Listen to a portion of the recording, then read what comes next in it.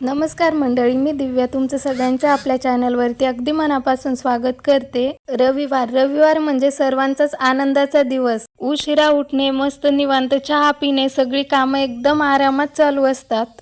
नवीन नवीन recipes try करणे किंवा एखादा डे आउट प्लॅन करणे, यालाच आपण संडे म्हणतो, बरोबर ना?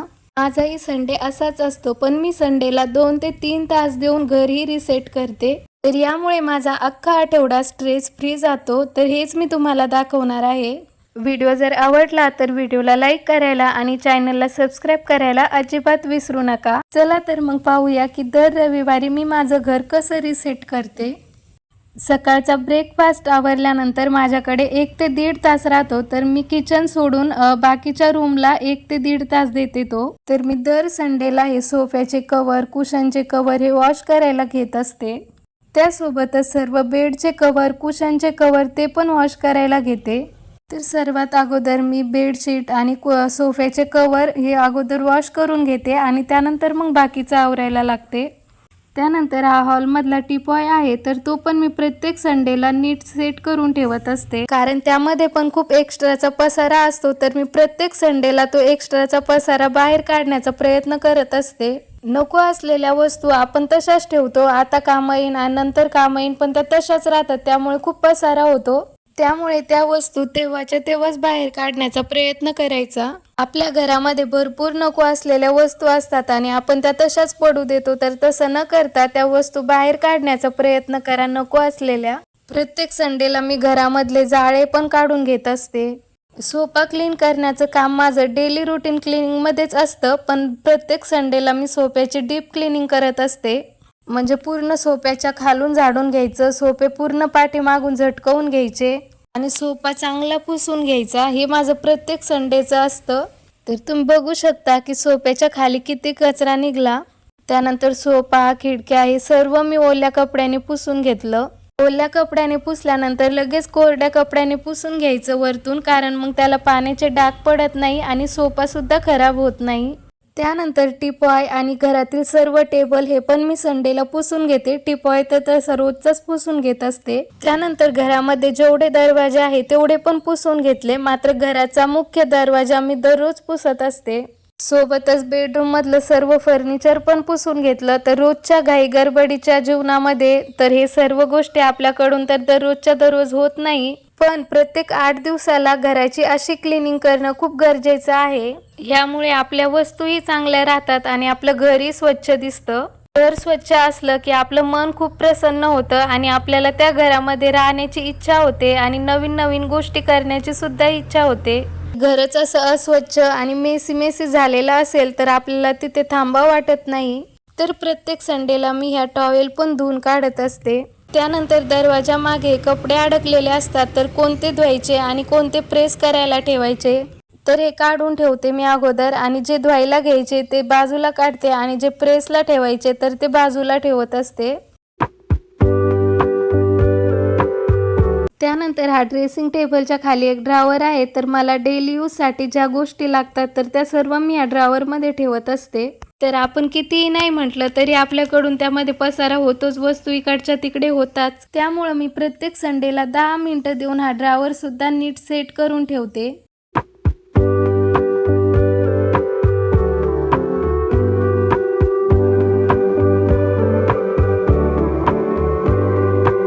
त्यानंतर बेसिन क्लीन करते। तसं तर दररोजचा एक हात फिरवावाच लागतो, पण प्रत्येक संडेला मी असं थोडंसं हार्पिक टाकून ते व्यवस्थित घासणीने किंवा ब्रशने घासत असते। त्यानंतर माझं हे काम तर ठरलेलंच असतं। प्रत्येक संडेला मी आंघोळीची बकेट, मग्गा, तसं तर रोज होत नाही आपल्याकडून हे, पण मग प्रत्येक संडेला मी हे घासून ठेवत असते, म्हणजे आठवडाभर ते क्लीन राहतील।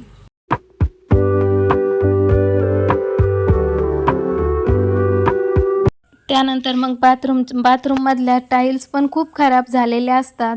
दररोज तर आपल्याला बाथरूमसाठी एवढा वेळ द्यायला जमत नाही, त्यामुळे प्रत्येक संडेला मी बाथरूमच्या टाईल्स एकदम स्वच्छ घासून काढते।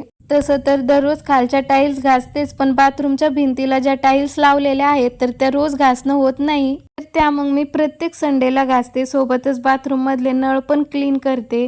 त्यानंतर माझं प्रत्येक संडेला ठरलेलं असतं की फरची पोछाने न पुसता एखाद्या कपड्याने पुसायची हाताने, कारण मग आपण अशा हाताने पुसली तर काने कोपरे सगळे पुसल्या जातात आणि पोछाने नुसतं वरून वरून पुसता येते. त्यामुळे मग मी फरची अशी प्रत्येक संडेला हाताने पुसते.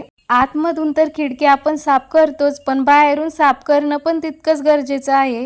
कारण मग खिडक्यांवरती बाहेरची बरीचशी धूळ बसलेली असते, तर मी हे काम प्रत्येक संडेला करते. तर आता वळूया किचनकडे. रविवारी थोडासा प्लॅनिंगचा वेळ, पण पूर्ण आठवडा स्ट्रेस फ्री जातो. मी रविवारीच भाजणीसाठी लागणारे शेंगदाणे पण भाजून ठेवते. कारण रोजच्या घाईमध्ये अशा छोट्या छोट्या गोष्टी जर आधी करून ठेवल्या ना, तर स्वयंपाक एकदम पटकन होतो.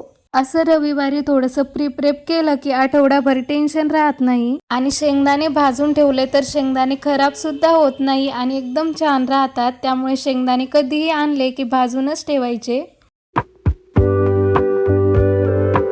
त्यानंतर आठवड्याभरासाठी लागणारा रवा पण मी भाजून ठेवते. रवा जर असा भाजलेला असला की आपण पटकन रवा घेऊन कुठलाही पदार्थ एकदम कमी वेळेमध्ये करू शकतो. आणि जर रवा भाजून ठेवलेला असला की रव्यामध्ये आळ्या सुद्धा होत नाही आणि रवा एकदम छान राहतो. तर रवा आणि शेंगदाणे भाजून थंड करायला ठेवले साईडला.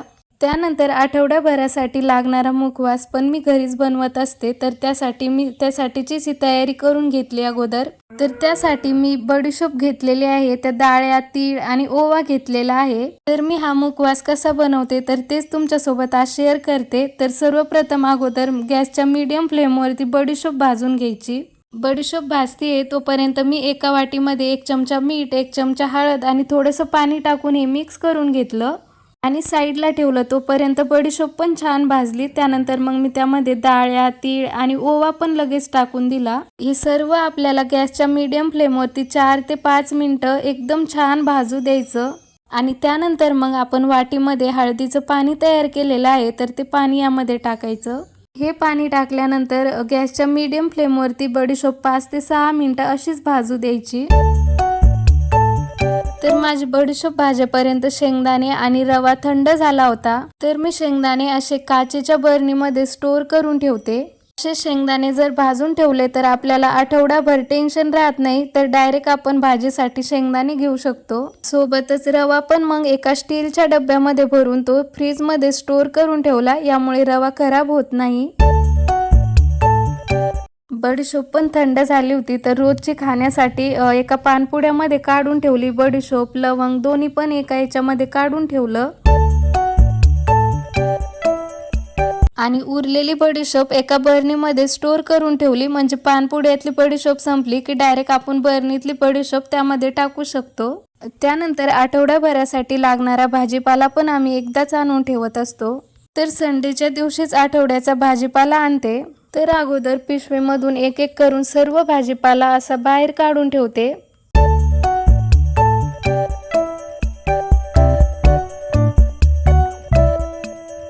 बाजारातून भाजीपाला आणला की लगेच मी तो स्वच्छ धुवून घेते. अगोदर स्वच्छ धुवून आणि तो सुकवायला ठेवते. तर बाजारामध्ये भाज्यांची रोडवरची बरीचशी धूळ पण जाते भाज्यांवरती आणि भाज्यांना वेगवेगळ्या प्रकारच्या औषधांच्या फवारण्या पण केल्या जातात. तर त्या आपल्या आरोग्याला चांगल्या नसतात. त्यामुळे बाजारातून कधीही भाज्या आणल्या तर त्या अगोदर स्वच्छ धुवून, सुकवून आणि मगच फ्रीजमध्ये स्टोर करून ठेवायच्या.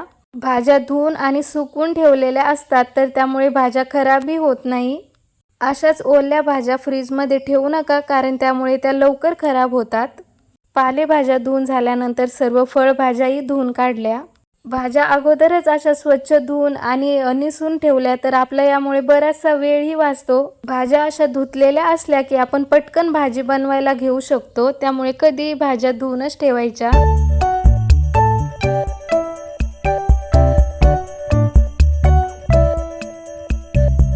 तर आता एकदम छान प्रकारे भाज्या सुकलेल्या आहेत. तर लगेच मी त्या फ्रीजमध्ये स्टोर करून ठेवते. अशा पद्धतीने अशा आठवड्याभराच्या भाज्या स्वच्छ धुवून आणि निसून ठेवल्या तर आपला बराचसा वेळ वाचतो.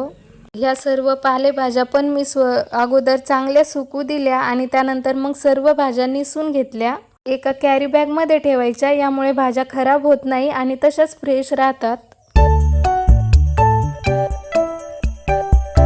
आठवडाभरासाठी लागणारी कोथिंबीर पण मी अशी बारीक एका डब्यामध्ये कट करून ठेवते। यामुळे कोथिंबीर फ्रेश राहते आणि प्रत्येक वेळी कोथिंबीर कट करून घेण्याचा वेळही वाचतो। त्यानंतर हे माझं लास्ट काम असतं संडेच्या दिवशी, ते म्हणजे आठवडाभरासाठी लागणारे सर्व कपडे प्रेस करून ठेवायचे। तर मी आठवडाभराचे कपडे एकदाच प्रेस करून ठेवते, म्हणजे आठवडाभर प्रेस करायचं टेन्शन नाही।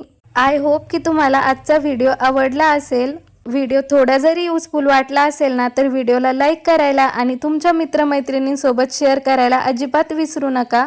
तुम्ही अजून रविवारी कोणकोणती कामं करतात हे सुद्धा मला कमेंटमध्ये नक्की सांगा। आणि हो, चॅनलला अजून देखील सबस्क्राईब केलं नसेल तर चॅनलला एकदा नक्की सबस्क्राईब करा।